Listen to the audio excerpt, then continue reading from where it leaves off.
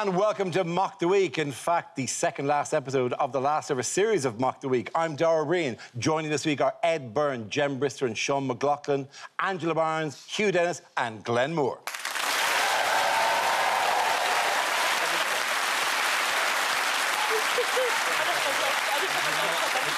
We start tonight with a round called If This Is the Answer, What Is the Question? On the board are 6 categories. Ed, it is your 73rd and final episode. And actually, not because the show is ending, it was going to be your final episode anyway. Which category would you like? I'll have home news, please, Dara. Your topic is home news. If the answer is 3 hours, what is the question? How long does an episode of Mock the Week feel when I'm not on it? Is it what's the world record for the 200-metre breaststroke on land? Is it how long did Liz Truss seem like a good idea?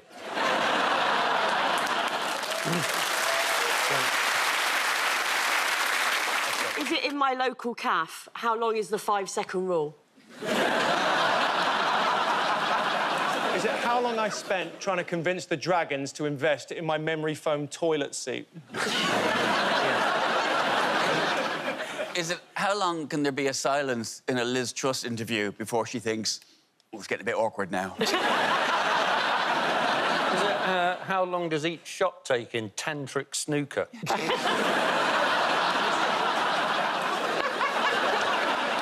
I mean, because you've got to fill all the holes as well. Is it how long I take to answer when someone asks me if I want to be their bloody bridesmaid?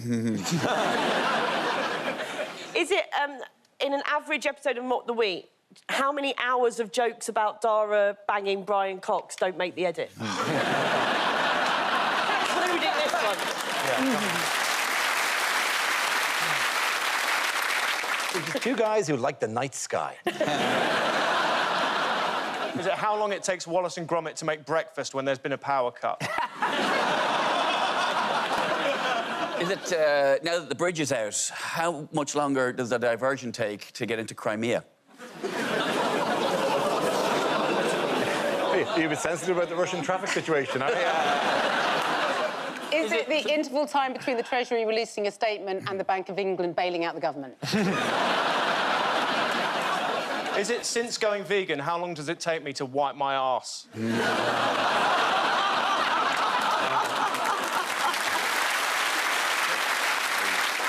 Is it how long does it take to type in my Netflix password using the TV remote? Do we have the correct answer? Is it how long are we expecting the blackouts to be when they come? Absolutely right. Thank you very much, Ed Byrne. That's my job to get the right answer. Stop it. Ed's shaking up the format. My job to do the right answer. How long will he seethe for now that I've given the right answer? Yes, the question I was looking for was how long could households face having their power switched off for under emergency plans drawn up by the National Grid? This is the news that in the midst of an energy crisis, one potential scenario involves rolling blackouts of 3 hours at a time if gas supplies fall short. So how are we going to deal with the energy blackouts? Well, first of all, I'm interested they're called blackouts. Now, they used to be called power cuts, yes, didn't they, or outages, or Liz Truss's winter wonderland. Plan. Like, I'm quite happy about it because at some point in my life, I must have mentioned in passing that I quite like scented candles. And at last I'm going to get a chance to use them. And sure, it might be a bit overpowering. I've got a lot of them, and I've got the really expensive ones. So if you do come to my house in a power cut, it is going to smell a bit like Gwyneth Paltrow's exposing herself in a pine forest. There is a way that you can look up whether or not your area is going to have a blackout, and I've got a website, and if you go on the website, and if the website doesn't load, then that means it is your area that's currently... I don't get this because they're protecting heat. They want it over light. Yeah, over electricity. But being dark is way worse than cold. So what? I don't know why. Like, no one's ever said, "Oh God, I'd hate to meet him in a refrigerated alley." Like, what? I don't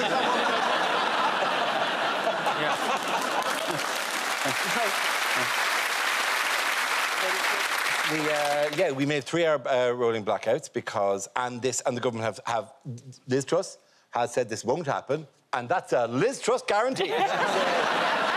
You can take that to the bank. People are used to a certain standard of living in this country, and we're not going to dial it back. I mean, look, I know that's not the best thing for the environment, but I still fill my kettle all the way to the top with diesel. There were many news reports during the week about how it's affecting other countries. There one about Scandinavia, for example. Apparently, people in Scandinavia are using less saunas. And you're going, oh, thank you, I need it explained to me in terms of different racial stereotypes. It does diminish the appeal, though, doesn't it? Because without heat, a sauna is basically just naked people shivering in a shed, isn't it? Why don't they just wear clothes in the sauna and turn it down a bit? Good plan.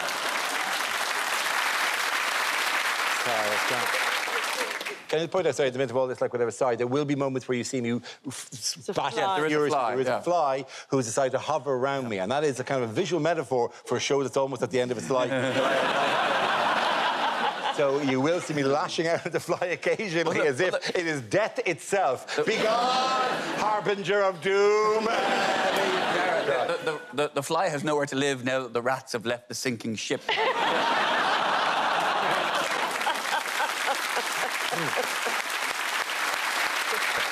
In other news, who has stepped in for a third time in a fortnight to stabilise the economy? The Bank of England. Thank heavens they're here! It was me. You're welcome. The bank has put in addition to the 65 billion purchase of government bonds, it's now going to buy a further 5 billion of index-linked debt. Before we go any further, we ought to just take a moment and give the Tories a chance, because they've only been in government for 12 years. And I think it's typical of this sort of left-wing, woke organisation like the Bank of England.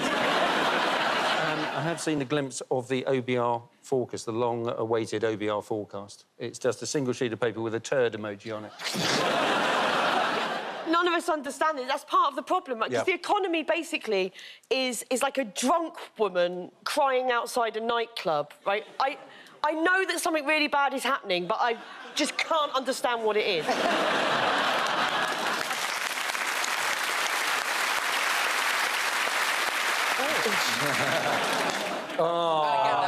Did he get it? No. The Bank of England do need to step in because the situation's so messed up just financially for everyone across the country. Like, I've realised that renting in a city is so expensive, it would be cheaper for me to just not rent anywhere and instead just try to do an escape room really badly. I've got loads of money-saving tips. Like, I buy scratch cards. Every day I buy a scratch. I never win, but I keep them in case one day they change the rules.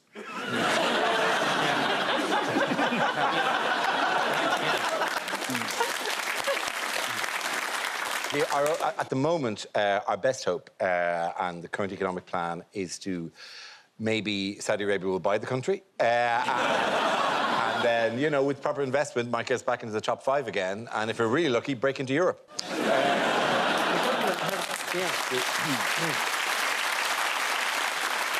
That's a football analogy, isn't it? The football analogy and the Brexit joke disguised. I mean, it really was.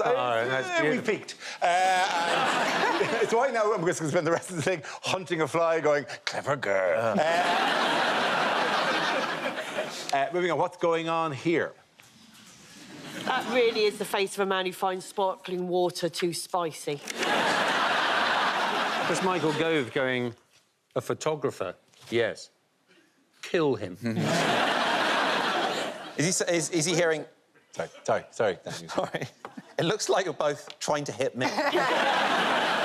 Sorry, fly. Is he currently hearing, you are currently 12th in the queue to be Prime Minister? I think this is a picture of the demon headmaster being told that Ofsted are on their way. Would that joke have worked better if the fly wasn't on my head? Is he going, well, where exactly is the pick-up point? Is this about what one of Liz Truss's closest aides, or I don't know, somebody said something about him having, what was it, a darkness inside him? A darkness in his heart, yes. A darkness inside him that corrupts his soul. So, is he on Grindr, or is he... or has he just got off Grindr and he's just got on the phone and gone, come over at 7 and feel the darkness inside me? In other news, why will it be expensive to visit Liverpool next May? It's the Eurovision Song Contest. The Eurovision Song Contest, yes. I think I know an absolutely perfect time to have a rolling blackout in Liverpool.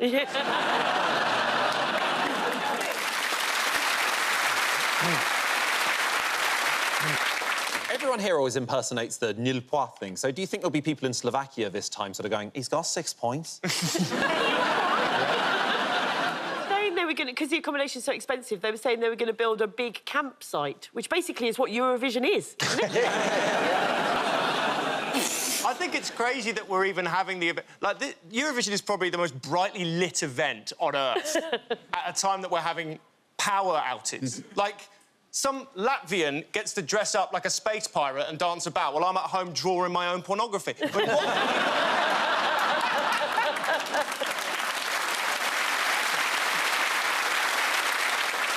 Oh, we were supposed to give you a present for your last appearance. Oh. Yeah. Are you? Is it a fly? We sent some to Snappy Snaps, and they got... you can put, they got a pair of boyfriends with my face on it.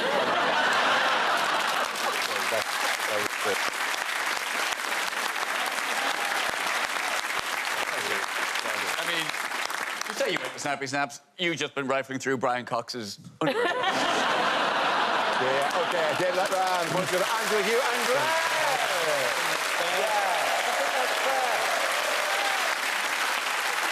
Now we play a round called Join Us in 10 Years from Mock the Week. Where are they now?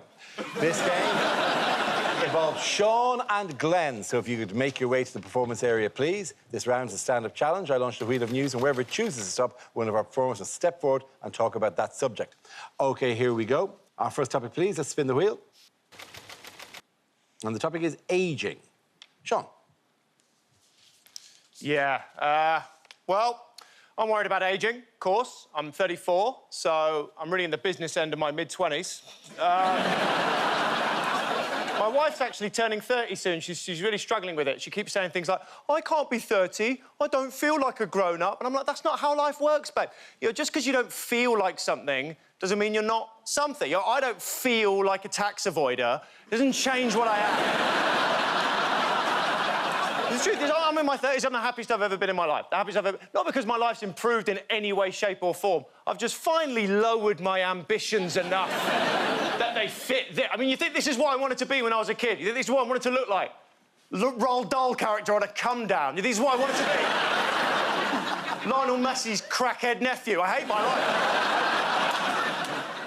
I thought I was a genius. All through my teens and 20s, I thought I was a genius, despite all evidence to the contrary. I thought I was a great mind, despite being described by one of my university professors as, and I quote, the worst student I have ever encountered in life or fiction. Right, fiction.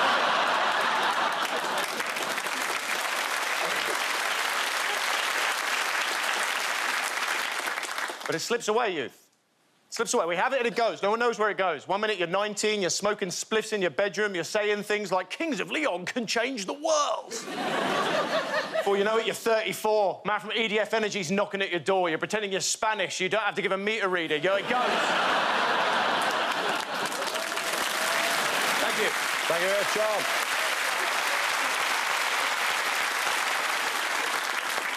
OK, that leaves us with Glenn. Let's see what your topic is. Let's spin the wheel. And the topic is drinking.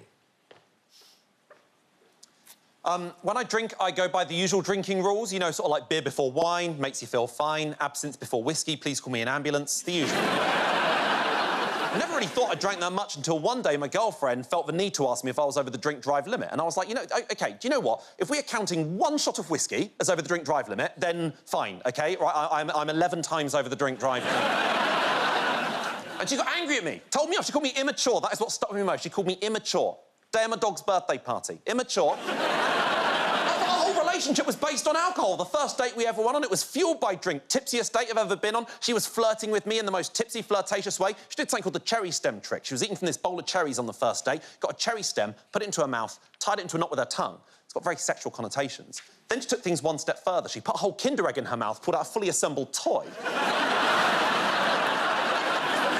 I'm trying to go the whole year without alcohol as a fun challenge, and now I'm trying to, like, jazz up sober life in any way I can. Like, now, for instance, when I have tea in the mornings, I have black tea, and I have milk in a separate shot glass, and I put the shot glass of milk inside the tea and knock it over like a Jaeger bomb. It's the only way I can enjoy it. You know, my parents tried to cheer me up, took me to Alton Towers to try and cheer me up. I was still miserable there. We had such a miserable time at Alton Towers that after we'd been on the log flume, we bought a photo of a different family's ride.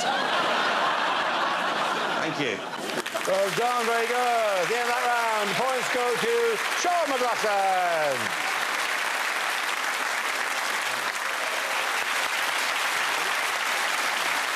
Our next round is called Picture of the Week. I show the panel a topical image and ask to tell me what's happening. So, teams, what's going on here? Is he just powering up the Independentron 3000? Is this the least sexy scene in Ghost? You know, say what you like about Nicola Sturgeon, she really takes her home brewing seriously.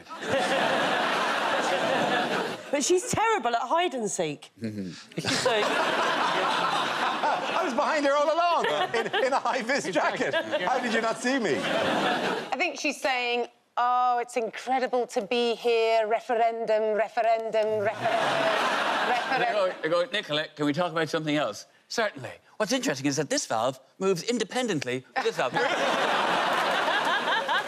Yes, it is. He's on your head. Is he go? Is he gone? He's gone. Oh, you missed Jesus it. Christ, I even punched myself in the face. This is a sub-team which is going to be really irritating. He's sensing something about your body, though. What? My scent? My You're musk? dying inside. Oh, my sadness. That's where flies are drawn to sadness. Aren't flies drawn to shit? Okay. Trying to be poetic about it. That is the comment of a man who knows this show is coming to an end. Making my first and last appearance on the show tonight. Is she three-wheeling? I've been Glenn Moore. Thank you very, very much. Every time she turns the wheel, Alex Salmond is stretched a little bit further.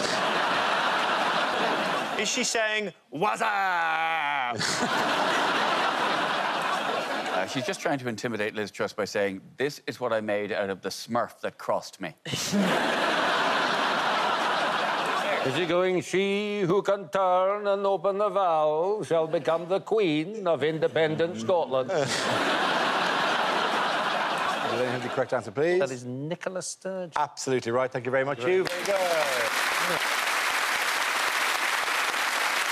Yes, this is Scotland's First Minister, Nicola Sturgeon, who delivered the keynote speech at the SNP conference this week. What policy was at the forefront of her speech? Nicola Sturgeon wants a referendum for independence. We get it. It's not news. It's like saying Dara likes space. We know. No, Dara told you he needs space. Oh, right, different. But she said she wants to call a referendum herself, doesn't she? But Boris, in one of his last things as Prime Minister, said that was illegal, and he should know. All that Liz Truss needs to do is just for the next year try and make England look as fun as possible. So, like, every time a Scottish person looks over, she's sort of like, OK, right now. She's also very pissed off, isn't she, that Liz Truss hasn't called her. Yeah, Although I think possibly she has. You know, the call where she picked up and went, hello, and then there was just a very, very long...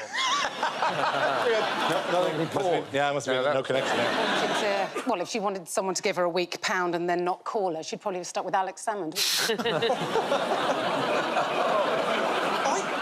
How do we know that Liz Truss hasn't tried to call her? I mean, all we know about Liz Truss is that she's terrible at everything. So for all we know, she's just stood there holding her entire landline up, going, Scotland! And wondering why... Yeah. She's got a banana to her ear. I'm trying everything over here! Mashing the buttons. Quasi, you try it. He's mashing the buttons. Why doesn't that work? It is embarrassing to be ghosted by the least popular person in the UK. Like, it's like if you got deleted on Facebook by hot woman in your area. It's not news that Nicola Sturgeon detests the Tories. I don't really understand why everyone's so upset about it. And so for balance, I mean, this is the BBC and we should have balance. I just want to say I also detest the Tories. Really leaving it out there. Great stuff. Oh, man. Talk like that will get this show taken off the air. In other news, this is a great story. Why was man particularly unhappy about a $70 charge on his pay-per-view bills? Well, this is because apparently his dog Yes? accidentally downloaded some pay-for porn on his TV. Well, you laugh. It's very easily done, because when I was on tour, my cockapoo downloaded Tinder and made a profile for my husband. Easy that. It happened. It happened. They're a curious animal. That's not actually the dog in question, although it was a situation similar to that. The dog went into the remote control and managed to order $70 worth of pornography, and after a few minutes, the man rang to complain. It wasn't even the dog's fault, was it? He inadvertently went on a site called Give the Dog a Bone. Or did it search rough sex? Do dogs just call the sex position style? No, yeah, I mean, it's all very well to be told you about this. The dog was just happy to see people who were let onto the bed. Look at those people. They're allowed to go upstairs. They're allowed to go upstairs. I want to see more footage of the people going upstairs. Yeah. That's really, really good. That guy's wearing a collar as well. Yeah. I find it so dumb when people pay for porn. I have never paid a penny for porn in my life. I've paid a lot of Bosnian marker. Well, it's like people who pay for flowers when you can get them free on a lamppost. When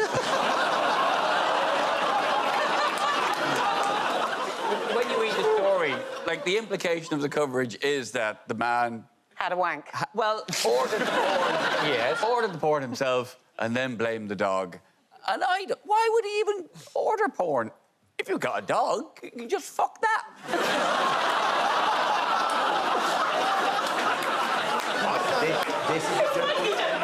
This is the one after which I'm supposed to give points. That is the joke. I feel like that, if that is the last... It's a shame now we're going to do scenes like... See, I would be very happy for that to be the last joke I ever tell.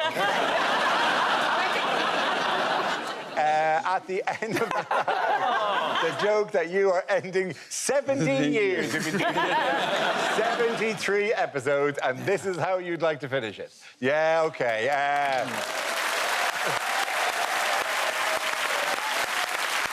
the end of that round, the points go to Sean, Jen, and Ed.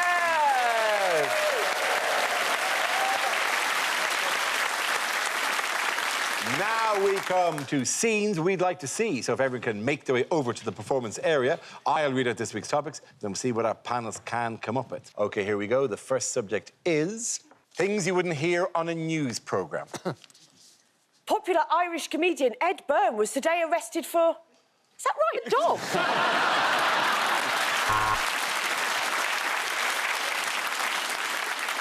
Vladimir Putin has expressed his sadness at the death of a former colleague who died tomorrow after falling off a balcony.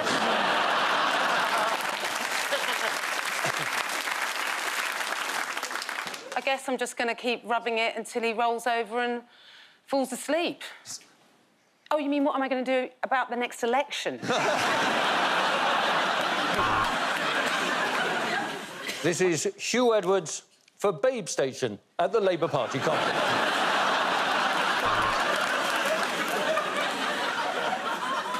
So the good news is half of the hostages have been released. The bad news is there was only one hostage.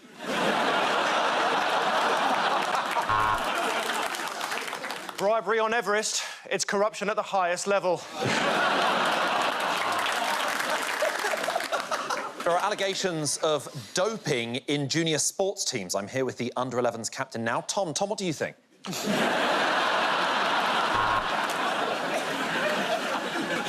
Has social media robbed politics of its civility? To discuss this now, we have typical lefty Ramoner twat and a gammon-faced arsehole. Animal news now. Woof.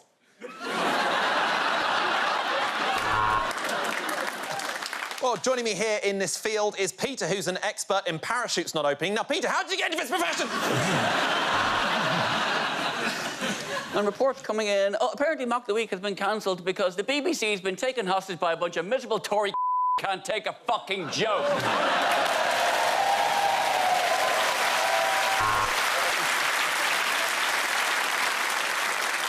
Are budget cuts affecting ITV coverage? Let's go over to our political world, education, economic, religious technology correspondent.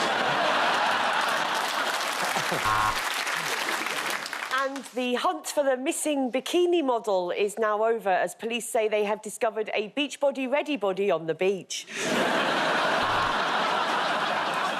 I would like to apologise for my earlier report from outside the zoo. I truly thought that MILF stood for monkey I'd like to film. Fire at the scented candle factory. This report does contain de-stressing scenes.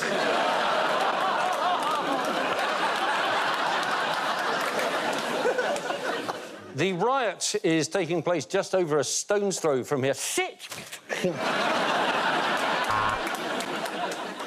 ITV News will be back after these messages. I still love you, Susan! And we're back. Police are appealing for witnesses. If anybody has any information leading to the apprehension of the perpetrators, please call 0800 snitches are bitches. OK, the next topic is unlikely lines from a children's book. 10% by Christmas? We are absolutely fucked, said the borrowers.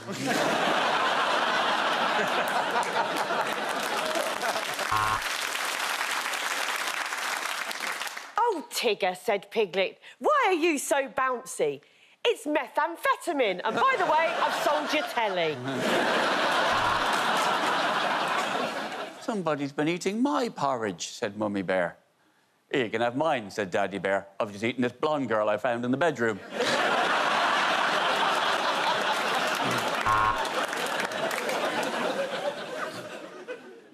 What big eyes you have, Grandma. Really? Because I don't think these drugs are working.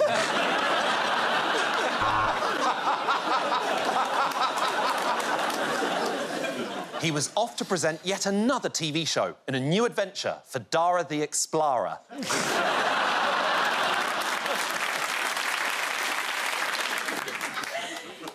As they stood drinking Bovril in a rainy car park, it felt like the end was near for the rail replacement bus children.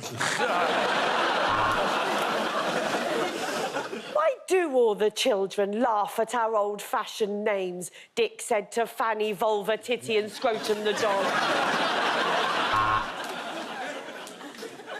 We're going on a bear hunt. Because Simon likes his men big, hairy and in leather chaps. The third little pig made his house out of bricks. And on the door, he put a picture of his penis and a little sign saying, blow this, you hairy bag of shit.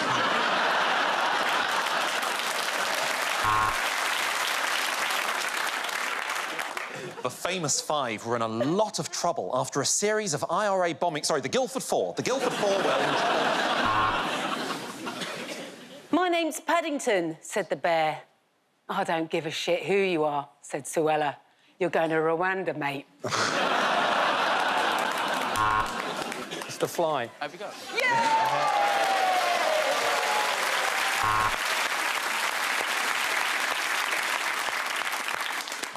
No one fucks with me.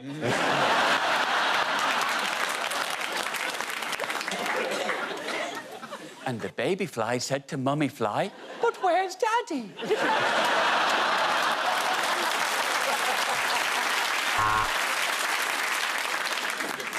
No, said Spot the dog. Don't let me go to Ed Byrne's house. He makes me do things.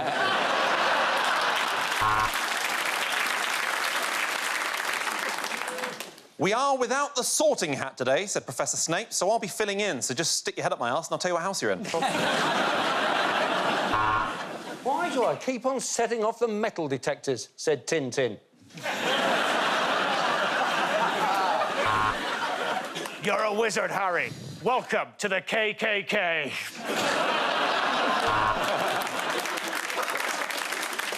And the Cat in the Hat said goodbye to Thing 1 and Thing 2 as the vet snipped them off and put them in a bin. You've gone dark in your old age, haven't Hey, is the bear with the marmalade still at the station? Obviously not. It was a live bear in a train station. We killed it. It's dead. All right. Damn, said Geppetto. If I'd known this would happen, I would have made a wooden prostitute. At the end of that round, the points go to Sean, Jen and Ed.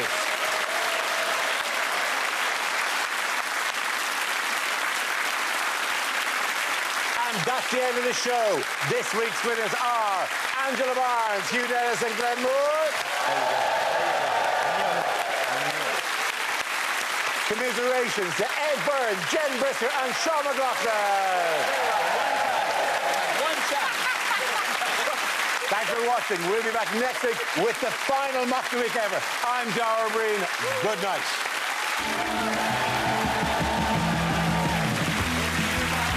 So enormous names looking for a breakout star, up-and-coming greats. Please stand up. You get it? In new shows in Deptford, Exeter and Derry. BBC New Comedy Awards. Press red now.